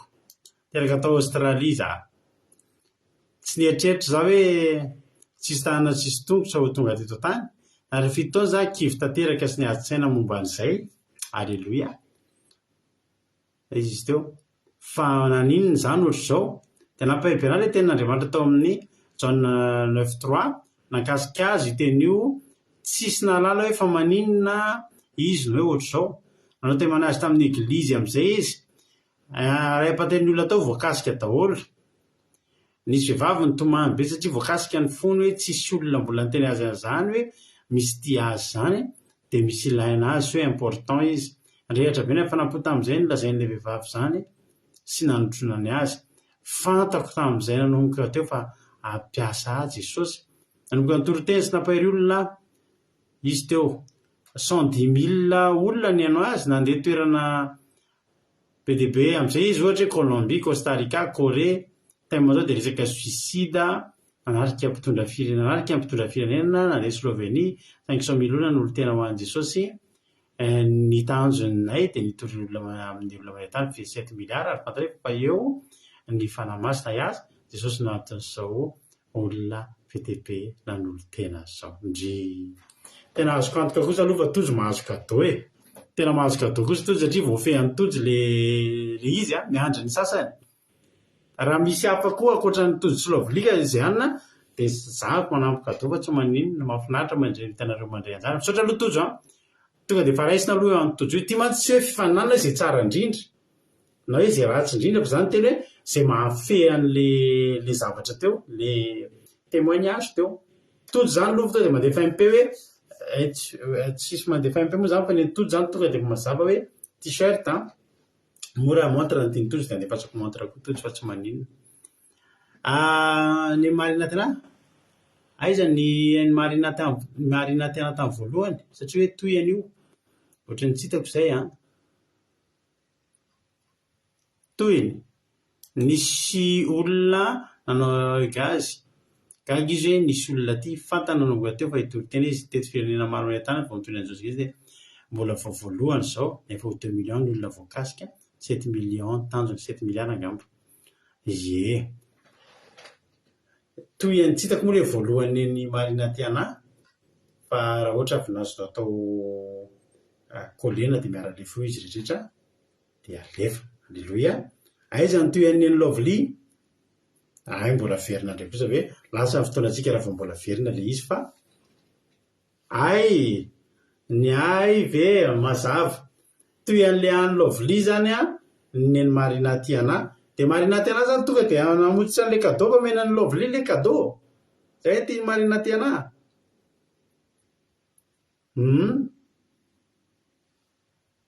fa zao. Alleloia. Zao ny anaovantsika anazy samy ny asa daholo dia zao zany alefako rapitso hijery ohatran'ity zany any lovely dia marina tiana ve tia io lovely zao fa nanoratra aiza toy ihany rehefa avy eo nahaino an'ilay chapitre tamin'izao nahery izy ny ray aman-dreny no tsy nieritreritra hoe hiteraka zaza tsisy tongotra zany tahaka izao teo vao tsapa fanina planina ho an'ny jamba-takazy Jesosy. Io tsara be io point tsara be izy raha nanana programa tamin'ny jamba avy eo izy Jesosy dia tsy mba hanana programa amiko. Alleloia. Tsapany tia azy daholo tany am-piangonana fa mandray tsara azy daholo teo ny début amin'ny fifandraisany tamin'i Jesosy. Alleloia. Zao zany samy ny asa lovely samy ny asa marina tiana ihany koa dia tojo andefa montre telo rapitso. Alleloia. Tia ny lovely dia miteny mamaly marina tiana raha tia ohatry dia manany adression any Canada dia alefako ihany koa montre ohatran'ity mitovitovy aloha mety tsy ahita hoe ohatry ty tanteraka cuir ny tadiny mba tsaratsara ihany ilay izy dia andefasako an'io dia tojo koa andefasako montre zay montre telo zany alefako rapitso au plus tard amin'ity semaine ity vao mandalo mbola teny mpivarotra aloha mbola nanao commande aloha dia alefako any aminareo alefasy ny adresy misaotra anareo mahafinaritra mba misy kilalao zay tsika dia mba anime kely an'ilay fandarantsika koa fa ilayntsika koa nke zany izy terme arabaintsika zany tojo dia lovely dia marina tiana nahazo kadao zareo dia alefako raha mitena andro tiany montre anareo. Alleloia. Dia raha izy somatsara dia akasitrao fa vokatry ny fo kely kelikely ilay izy fa foko fa ny fifaliana ny nomezana an'izy anareo tahiny tomponareo misaotra anareo ny andreny mba zavatra voaraiko tao anaty lista izao araka le tena to mihitsy hoe iny tena nakasika mpianako mihitsy le hoe zaho izy tsy nanampo hoe ndray aman-dreny koa tsy nanampo hoe hiteraka tsisy tongotra sisa zaho izy ny olona tsisy tanana tsisy tongotra hitako voalohany zay teneny teo zaho izy ny olona tsisy tanana tsisy tongotra hitako voalohany de zaho izy rehetra fito taona zany izy nisy vanontaniana ohatrany fa teo amin'ny afaka fito taona de nahenao le tenin'Andriamanitra am'izay izy le Jauna 9:3 hoe tsy io lehilahy io nanotana ny ray aman-dreny fa entina anehoana ny voninahitr'Andriamanitra ny fahatsaràn'Andriamanitra de zao ny teneniny hoe wow ozy izy zay tena wow ko raha izany ozy izy nivadika navadiny lafiny tsara zany izy hoe koraha nanehoan'ny programa ve ny jambo zavy de tsy mba anehoany za koa zany ozy izy aneho andeha de inona le izy reavana nanokatra lalana na tonga azo mpanompon'Andriamanitra za miteny anao io lehilahy io raha nandeha nakany amin'ny mpisototoka nandeha nanao jilamboto efa elo iny namony tena efa elo iny namoy fo fa inona ny nataony lasa izy ny azakazaka nanolo tena ho an'Andriamanitra nanolo tena ho an'Andriamanitra za tena teteny aminao ry avako fa na izana ianao manana ny défaut atsikitsika misy tanantsika misy tongotra fa manana ny défaut atsika koa tsika fa andao ao amin'i Jesosy teneny amin'ny Jauna 14:2 any hoe ao an-trano ray kosa izy misy fitoerana maro hitanao iny olona iny ary raha olona hafa zao nijerena iny tsisy ilana azy tsisy tanana tsisy tongotra fa jerenao fifoazam-panahy entiny hatrany amin'ireo tany rehetrarehetra ny teneniny teo hatrany amin'ny tany arabo hatrany Chine ary inona ny zavatra entiny de le zavatra le zavatra netretina hoe défaut na tonga fifoazam-panahy tomany ny olona tonga de ozy ny olona hoe tena zany ny atao hoe Jehovah misy zavy de ho kivo ozy ny olona nefa ny io ary any Colombie io rozy izy ny olona tsisy tanana tsisy tongotra ozy le vehivavy kely hoe rehefa nisy an'le lycéenne 300 izy teo de nanao conférence tao izy hatrany Inde de niteny izy hoe ina moa zavatra teny teo le nitomany le vehivavy hoe tsy mba nisy mbola niteny an'izany hoe tsisy teny hoe tiako ianao ohatry hoe tsy ilain'ny olona mihitsy fa nahita an'le lehilahy hoe hay olona ohatran'io mbola ilaina sy misy ilana azy de nahery izy za teny aminao androany niteny Joba hoe nahoana re zany tsy maty mety miteny hoe fa inona ary mba ilana anaty ny olona mety tsy mila anao fa ianao io miaraka amin'izay anananao miaraka amin'izay eny aminao ianao io mihitsy ilain'Andriamanitra ianao ao an-trano ray misy fitoerana maro ndao ao amin'ny ray misy zavatra mety aminao misy toerana mety aminao ao andao anao asan'Andriamanitra andao ao amin'ny Jesosy ry havana fa ao tsika misy ilanantsika foanao ary tsy hisy anao tsinitsinina tsika izany ao ko aza kivy fa ny olona reny tsy kivy za teteny aminao androany tian'Andriamanitra ianao ninona zavatra lalovanao ninona zavatra misy eo aminao de tadidio fa tian'Andriamanitra natao anehoana ny voninahitr'Andriamanitra ianao Alleluia enao nge misy tanana de misy tongotra iny lehilahy iny ny tsy fisiny hitanao misy pirana vehivavy anankiray hoe Shakira raha mahafantatra ny Shakira nareo iny vehivavy iny taloha izy rehefa misy fifananana hira ny ampianana de niditra chorale izy de ny roa tsy navelany fa feona ohatry manaotra zany fa iny feony iny no mahashakira azy am'izao ohatry zay le izy io ny fahaizanao makasitraka an'Andriamanitra am'izay eo aminao fa io araka le tenako am'teny le olona ngeza be teo very fa sampony izy fa nakany États-Unis am'izay izy nanao 4 sampony izy tamy fa tena héros tena olona tena hoe tena tsisy oatra azy ny karama vola be ary ifandrombahana amin'ny makasarana satria zao tsy teo le plasy mety aminy. Za miteny anao fa raha makao amin'Andriamanitra ianao, makao amin'ny Jehovah ianao, misy ao ny plasy mety amintsika. Niza na manakilemy ianao tonga eto. Mety tsy fantatro, mety somary eninao mihitsy hoe misy ohatrany tsy mety kely anatinao andro, ohatrany taratara kely anao tsy miataka zavatra zany ianao miaraka amin'olona ry havana malala. Ndao ao amin'Andriamanitra fa ilain'Andriamanitra ianao. Reny ary tsisy tanana tsisy tongotra, manana vava fotsiny afaka miteny dia ampiasain'ny tompo. Ianao misy tanana misy tongotra. Ny vadinao mety tsy milanao. Nefa miady tsisy vehivavy tsisy ilana azy, ary tsy marina zany. Tenina misy ilana anao. Ndao hitoriteny, dokava ty mitoriteny miaraka aminay fa misy ilana ilaina ny toriteninao. Ndao anompon'Andriamanitra fa misy ilana anao aty. Dia aza kivy. Dia mahireza. Dia tahin'ny tompo mampahiri anao androany fa tia anao Jesosy. Misy ilan'Andriamanitra anao. Andatsika izara fahatsapantsika. Tapitra ny toriteny mihina fa nampahiri anao ny toriteny androany. Iny ary ny kantoko. Radio Kiradio. Alléluia. Andatsika izara fahatsapana. Izy ny izara fahatsapana iny nakasika anao androany tao anatin'ilay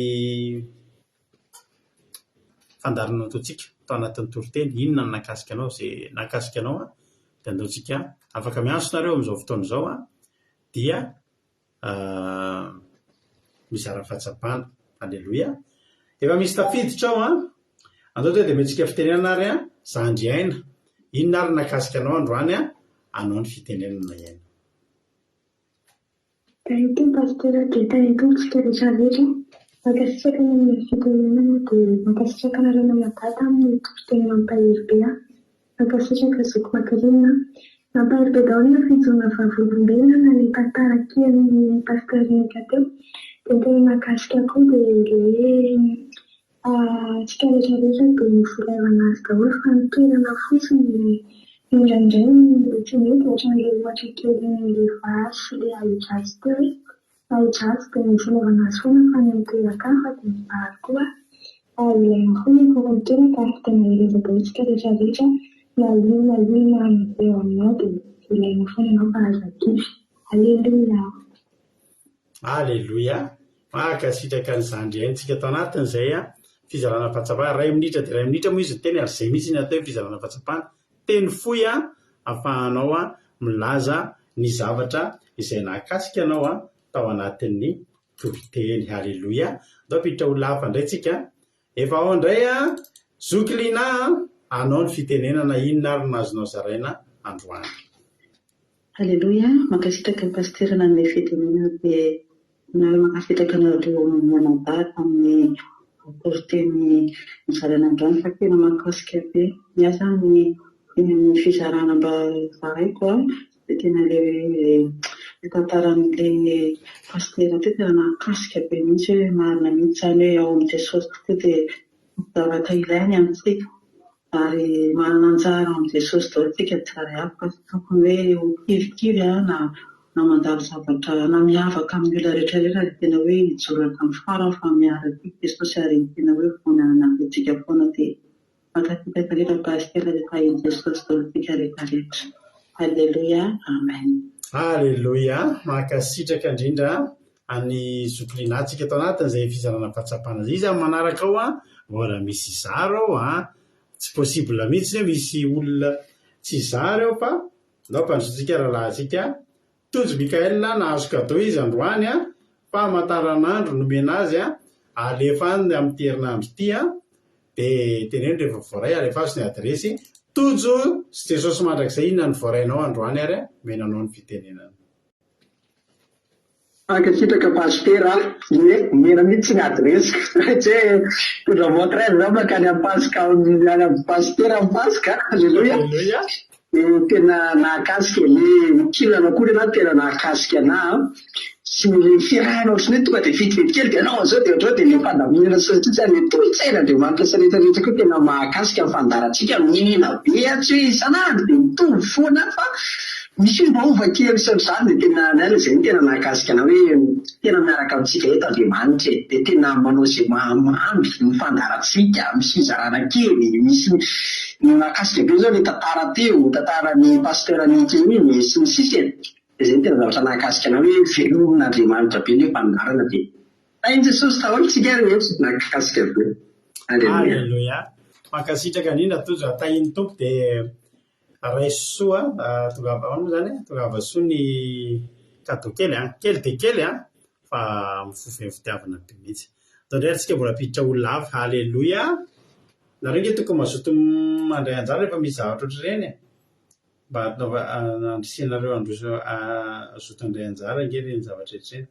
Andao atsika piditra olona ray hafa vovondray de andao pandrotsika ny zandritsika mami any Koweït inona ary ny azonao zaraina androany mami. Mangasirika pasitera ny fitenenana dia tahin'ny Jesosy tsika rehetrarehetra ny tena nampahery amin'ny kristianité tena nahafatsy toko pasitera ny teny hoe metsitsiny fahitan'olona isika nefa tena ilaina misy isika tena ilain'Andriamanitra misy vidiny isika izanatrian'Andriamanitra dia mankasirika pasitera dia tahin'ny Jesosy tena manana moraly be fa tena hoe tsy tonga foana navititra ty amin'ny tany ty fa tena hoe ilain'Andriamanitra dia mankasirika pasitera. Alleluia. Alleluia. Mankasitraka indrindra ny zandry mamitsika tamin'ny fizarana fahatsapana dia Andriamanitra manankirepasoavina mamia amaly fitianao dia mandraisa anjara foana dia tahin'ny tompo hatrany hatrany. Mbola misy ao mbola misy miantso ao mbola misy miditra ao miandry ary tsika ho tafiditra. Raha nabavintsika Rodriguez inona indray ary Rodriguez ny azonao zaraina androany tao anatin'izay toriteny zay anao fitenenana. Tahin'i Jesosy pasitera dia tahin'i Jesosy tsika rehetra ankasitraka na misy fitenenana ny zavatra tena nakasika be anahy dia ilay hoe matoa ny olona anankiray zany mbola velona dia ny olona mety tsy mila tsika fa Andriamanitra zany dia tena hoe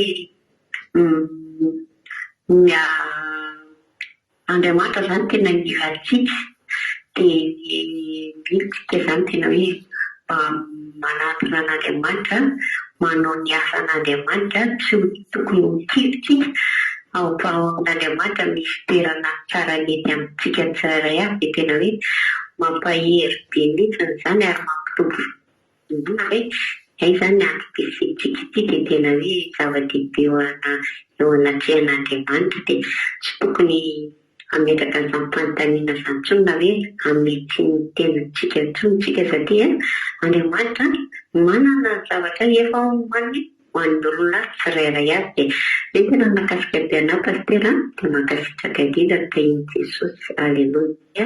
Amen. Alleluia. Mankasitraka indrindra ny Angelina Rodriguez sika sady farifana rehefa tafiditra satria misy fotoana izy somary sahirakirana amin'ny resaka connexion. Alleluia. Mbola misy Alleluia. Mbola misy foana no manao appel hiditra amin'ny fizarana fahatsapana. Alleluia. Ndao rehefa nisotsika indray ary raha nabavintsika diakony izy moa ny diakony eto amintsika eto Zoky Marizo anao ny fitenenana. Dia mankasitraka pasitera na amin'ny fitenenana dia na zany tena nakasika anahy le hoe efa za koa zany anisan'ny eritreritra hoe tsisy ilaina anahy za zany tena mahikely tena tsisy ohatr'izany ny aiazako dia ohatran'ny hoe efa nasiany olona anara-petaka za dia ohatran'ny tena mety amin'izany fotoa zany mety hoe tena tsy tedidely tany fa dia teo ohatran'ny hoe inona koa raha mbola mahetra ahy jeralea dia ohatran'ny nakasika be afoko le izy hoe rehefa ankehitriny dia kay misy ilain'i Jesosy anahy dia misaotra ny Jesosy zay pasitera tahin'i Jesosy daholo. Alleluia. Mankasitraka tahin'ny tompo voakasika kely mihitsy izy ao anatin'izy misaotra anao ny zara fahatsapana Andriamanitra manankirepasoavina ny amaly fitianareo rehetra izay ny zara fahatsapana mahafinaritra be teny nambinytsoa anankiray hoe tsisy diso toerana zany ao amin'Andriamanitra. Alleluia. Ndao ao amin'Andriamanitra izay tonga ao amin'Andriamanitra raha ho any amin'ny toerana hafa ianao 1m50 rehefa te alaza amin'ny baskety dia tsy possible mihitsy zany fa raha ao amin'ny Jesosy ianao na tsy mahay mamaky sy teny sy manoratra ianao afaka omen'Andriamanitra toerana asandatra Andriamanitra. Mbola misy olona ao halleloia ndao mpandrosotsika indray ary zoko Suzel inona ary no azonao zaraina androany Suzel. Tahiny tompo daholo tsika rehetra mankasitraka pastera nanome fitenenana dia mankasitraka be tabe nareo mianadahy tamin'ny toroteny fa tena mamy sady nampahery be mihitsy dia Jesosy ny hamaly fidianareo sy ampitombozotra nareo hatrany. Dia nakasika pastera androany dia le hoe le défaut-tsika iny mihitsy le zavatra eritreretin'olona hoe tsy mety aty amintsika iny mihitsy iny mihitsy ny tena ilain'Andriamanitra ary iny avadika an'Andriamanitra ho lasa mba hampiasany atsika zany hanao ny asany. Izay pastera ny tena nakasika be anahy dia mankasitraka be tabe dia voninahitra an'Andriamanitra izy. Alleluia, amen. Alleluia, misaotra ny Suzel isika tao anatin'izay fizarana fahatsapana izay. Andriamanitra manakaripa-soavana maly fitianao mitombositra dia mitombo fahasoavana hatrany hatrany Suzel dia tahiny Jesosy. Halleluia. Ivavaka rehefa avy eo efa lasalasa ihany ny fotoanantsika. Ivavaka rehefa eo fandaroantsika ino hira anankiray atolotra mpitiavana be ho anareo ity izay miteny manao hoe ianao ange Jesosy tia anay. Halleluia. Ary amafisako aminao koa androany amin'ny alalan'ity ity iteny aminao hoe manomboka aminao aza mieritreritra tsy hoe tsisy ilananao na tsy tiany olona fa zao Jesosy tena tianao, tena tian'Andriamanitra ianao. Misy valeur tsara be io teny hoe misy valeur be eo amin'ny tompontsika rehetra. Iza no ny tenany io? Angelina. Misy valeur be eo amin'ny tompontsika rehetrarehetra. Misaotra Angelina. Tahiny tompontsika rehetrarehetra. Mino finaritra daholo ary dia ivavakantsika aorian'ity iray ity. Amen.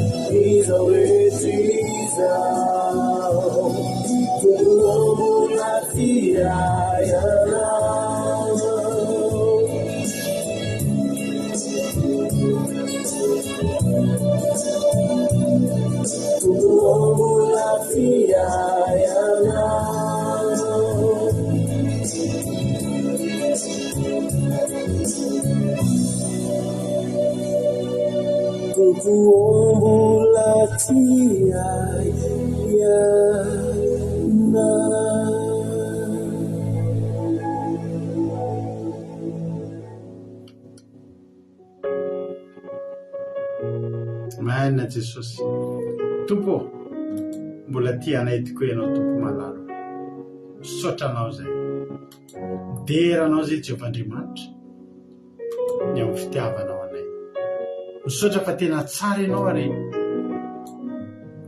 tsapanay tamin'ity androany ity fa tsisy ninona tokony hakivy anay miantoraka ao aminao fotsiny zay Jehovah-Andriamanitra dia fantatray fa tena fa misy nomaninao anay ary tena misy anjara saza ho anay ary misy toeranao anay ao an-tranony ray saotra Andriamanitra fa izay koa dia anenina tahaka ny Joba ny tenina na hoe nahoana re zay tsy mantaitra ny ambohaka ary tsy niala aina raha fony voaka avy tany Ekipo fa ahay tao ambadiky ny fiainan'ny Joba tao mbola tsara voro eny. Sotra Jehovahandriamanitra, misy atenaina foana ao aminao, tsisy makivy ao aminao, tsisy makivy ao amin'ny Jehovahandriamanitra ry havana. Niverina voro eny ny fiainan'ny Joba sy ny mbola niaina ela be niaina tanaty fiadanana tao aorianan'izany izy ny tenan'izany hoe naninona re zany velona dia inoko sy tena tenaiko fa mba ho ataon'Andriamanitra tsy latsaky izany koa ny fiainako sy ny fiainanao ry havana. Manana toky fa manana Andriamanitra mamelona fanantenana isan'andro isan'andro sika ry havana. Tsy tapotra kory fiainanao io, tsy io ny fiafaran'ny fiainanao fa raha manapa-kevitra andro any io ny fiatombohana ary mbola miala ny tsara lavitra. Raha manaiky ianao hiatoraka ao amin'i Jesosy, dala hito amin'i Jesosy io fiainanao io fa mety tsara io, tena misy ilana ny fiainanao io, tena tsara ny fiainanao ao aorianao. Andaontsika ao amin'i Jesosy, manana ho avy mamirapiratra tsika ao amin'Andriamanitra ry havana. Misaotra Jesosy ihany dia raha laza misaotra sy voninahitra ho anao, misaotra ny amin'ny teninao ary matoky sy mino an'i Jesosy fa tsy mba misy latsaky ireny na dia ray aza fa tena ho ataonao tokoa, tena ho tanteraka amin'ny fiainana tsirairay avy. Dia misaotra Jesosy malala izay rehetra tonga teto azavenao misy diso anjara, izay rehetra irin'ny fon'izy ireo Jesosy tanterao eo amin'ny fiainana. Mihoatra lavitra anao izay nehetrarehetra ny ho ataonao fa Andriamanitra manakariam-pahasoavana ianao, Andriamanitra tena tianay voninahitra ny eo anao. Misaotra Jesosy malala dia voly sy Satana fa hatramin'ny ranao tsy afaka hitsaino ka na dia litera ray aza tao anatin'izao tontolo izao, fa ny vozana fafiretra dia hamoha avy zato eny any amin'ny tany tsara dia ny fon'ny olona ny tany lona ka nyriny ny teninao. Misaotra Jesosy malala. Halleluia, amen. Ivavaka tsika amin'izao fotoana izao ho an'ny firenena, nampandrotsika nambavitsika Fabiola ivavaka ho an'ny firenena. Ranamba Fabiola anao ny fitenenana. Halleluia, dia mankasitrika indrindra pastera nanome fitenenana tain'i Jesosy daholo tsika rehetrarehetra izay mpanaraka tsy tapoka ity vavaka fiambenana ity na ity radio andramoka izahao. Dia mbola iara ivavaka retsika revana malala amarana ny fotoana sady ivavaka ho an'ny firenentsika. Halleluia. Ry Jehovahandriamanitra renay izay tsara indrindra renay fa amin'ny alalan'i Jesosy Kristy mpamonjy anay ianao. Misaotra anao izay Jehovahandriamanitra tamin'ny fotoana androany tamin'ny fahatanterahana ity vavaka fiambenana ity. Misaotra tompo malala fa nitanterahanao ary lavorary izany fotoana izany tsy tapatapaka ny connexionnay Jesosy malala dia misaotra anao izay Jehovahandriamanitra tamin'ny fanatrianao teto ary misaotra anao tokoa Jesosy malala tamin'ny tenjana fitorena mpanomponao tamin'ity androany anivy fa tena hoe nampahery anay ary nakasika anay nahavelony mpanantenana anay izany teny izany Jesosy malala eny tokoa Jehovahandriamanitra fantatrao tsara fa tsy mora tokoa Jesosy azao fiainana eto ambony tany indrindra fa zao tany fandalovana izao.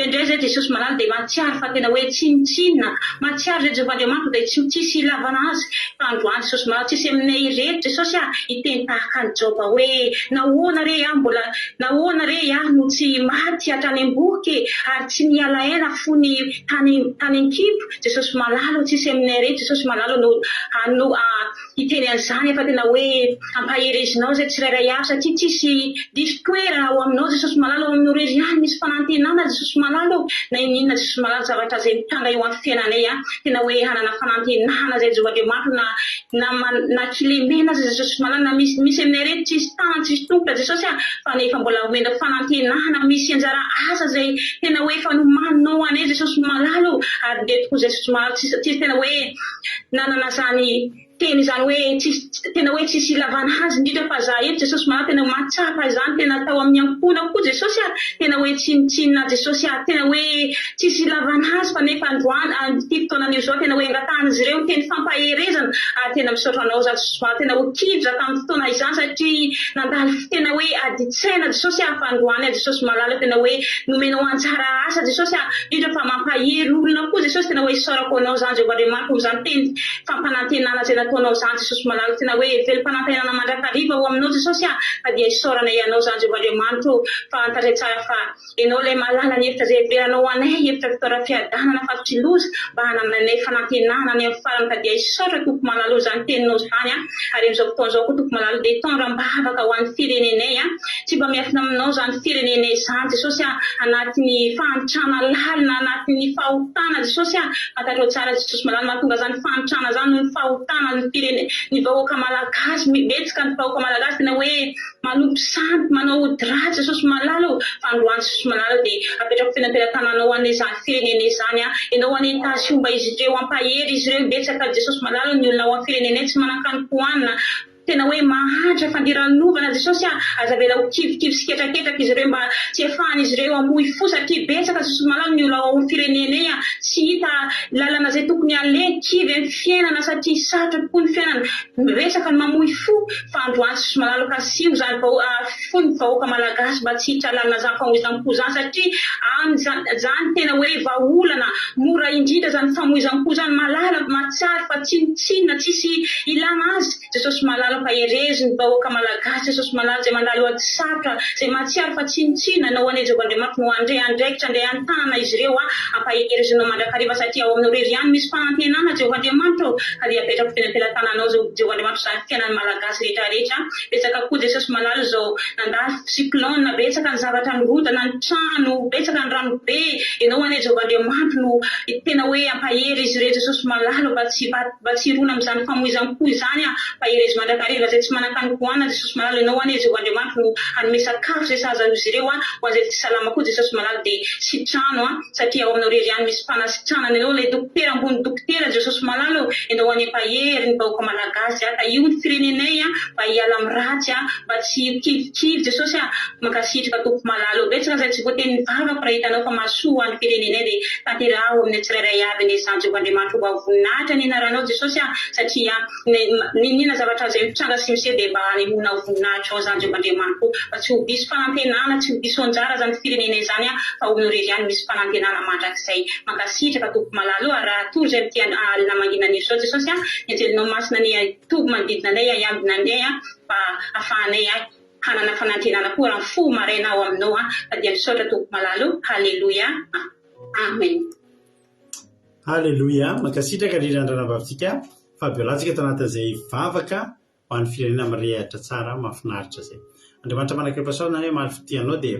mitombositra dia mitombo fahasoavana hatrany hatrany raha vavy Fabiola dia mahiriza hatrany amin'ny asan'ny tombo misaotra anareo rehetrarehetra ihany koa nandray anjara teto androany ary ranabavy Sondola ranabavy Makrina tamin'ny toritenina finaritra be dia tahiny toko ranabavy Fabiola misaotra anareo rehetra ihany koa tonga niaraka taminay teto raha sy tetonareo nangingina teto izay fa dia miteny anareo androany Jesosy amaly fitianareo anonitra ny fotoana laninareo sy ny torimaso tsy ampy dia raha mbola sika amin'irao lanitra Jesosy ka tahiny tompo velona soamatsatsika dia raha pitsoretsika dia efa eo na amin'ny 4 ora amin'ny 5 arivo tsika miaraka amin'ny groupe zay maharesy miaraka amin'ny fandarana takariva mahafinaritra halleluia dia manasa anareo zany dia raha ny rapitrany koa moa amin'ny 7 ora alina takany mazatra dia miaraka amin'ny ketronareo miaraka amin'ny ekipa vaovao hafa indray akiradio point radio 12345.com mahafahanao meno indrapeo akiradio moa raha fetsifetsy ianao dia mitiro anatin'ny site web anay izay maharesy.org dia hitanao daholo na ny radio mandeha ao na ny fandarana hitanao ao ny vidéo maro isan-karazany toriteny hatramin'izay hitanao betsika ny zavatra hitanao dia manasanao hitsidika an'izany petsika izay maharesy.org izany dia tompontsika rehetrarehetra raha pitsolentsika meona ho an'Andriamanitra ny voninahitra misaotra anao na andrinatra amin'ny farany halleluia amen